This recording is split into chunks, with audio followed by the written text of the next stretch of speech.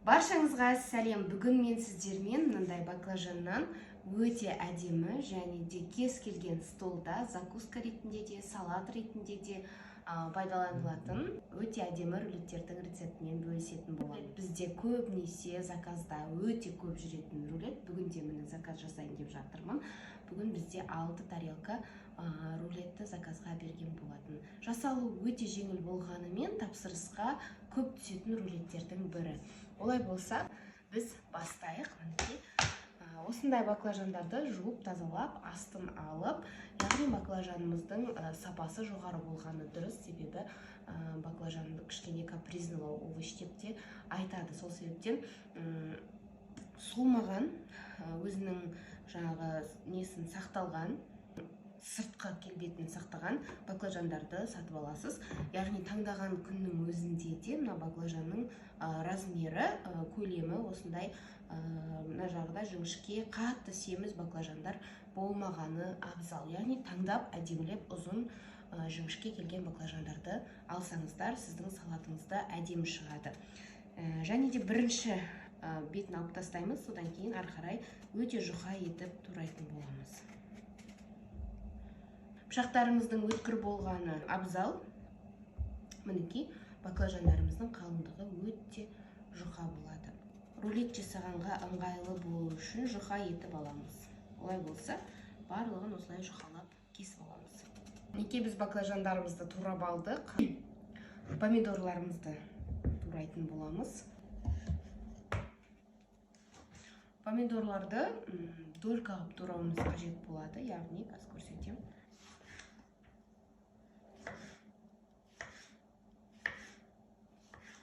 Яғни осындай қалыңдықта долька етіп турасаңыздар, салатқа өте әдемі болады.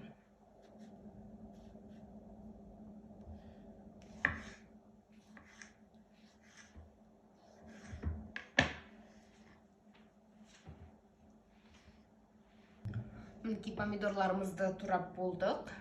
Енді салатный листье турайтын боламыз, яғни салатный листьені ыңғайластырып, осының арасына салатындай етіп турап алғанымыз дұрыс болады. Ортасындағы қатты жерін алып тастаймыз, барынша осындай қатты жерлерін алып тастаймыз және ұзын-ұзын етіп турап шығамыз. Көлемі барынша осындай болғаны дұрыс.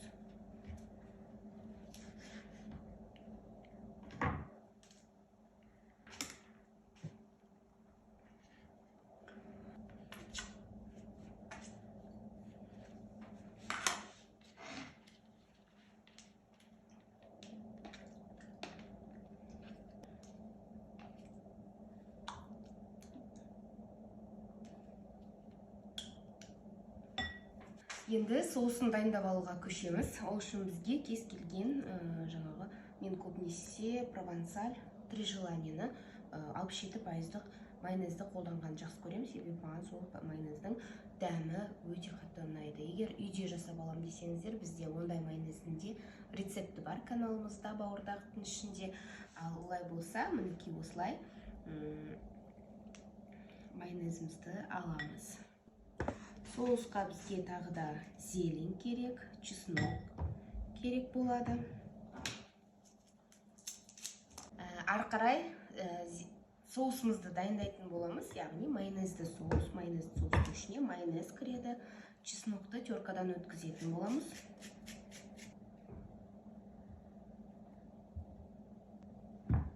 Чесногымызды қосып алдық, енді аскөк, яғни укропымызды турайтын боламыз. Мелкий етіп тураймыз, майда етіп.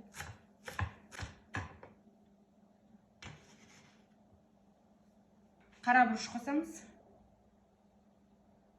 және тұз қосамыз. Енді барлығын жақсылап араластыратын боламыз.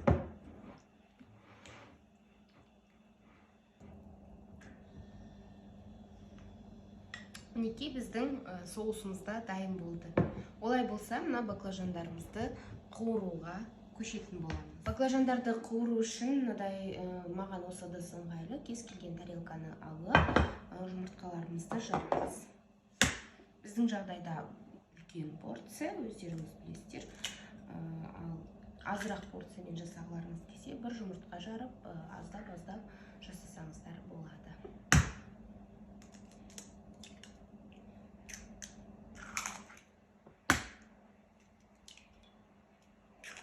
Осы жұмыртқаға тұз саламыз. Вилканың көмегімен араластырамыз.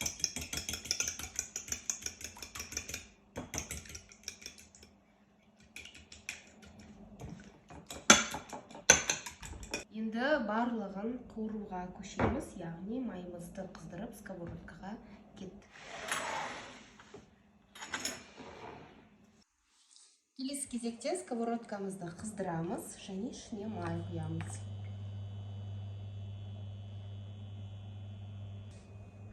Майымыз қызғаннан кейін бұлай алып, екі жақтан малып, майға сала береміз.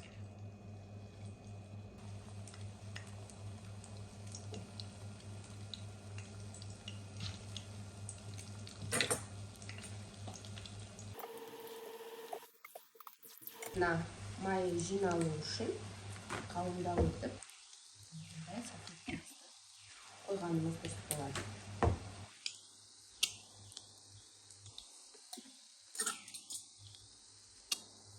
Осылай қызартып қуырып ала бересіздер. Осындай өте тамаша болып қуырылады және осыны алып қазір орайтын болады. Енді қараңыздар, соусымызды аламыз. Fakat мынау қуырылып жатқан кезде біреу көрсеткім келіп тұр. Мына осылай алып, астына қоямыз. Соусымызды жағамыз.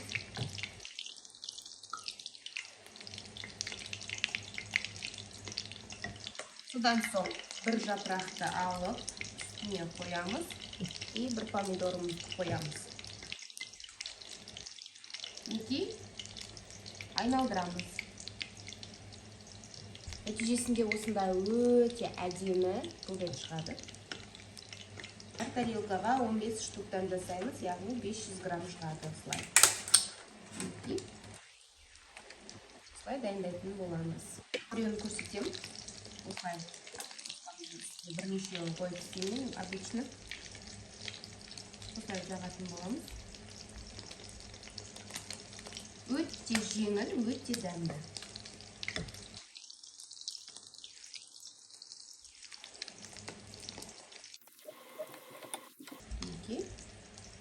Жапырақтарымызды қоямыз.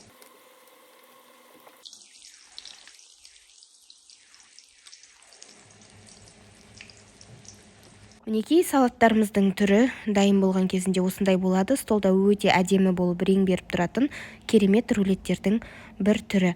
Астарыңыз дәмді болсын. Бізбен бірге дайындап, комментарий қалдырып, лайк басып және каналымызға жазылуды ұмытпаңыз. Ас болсын.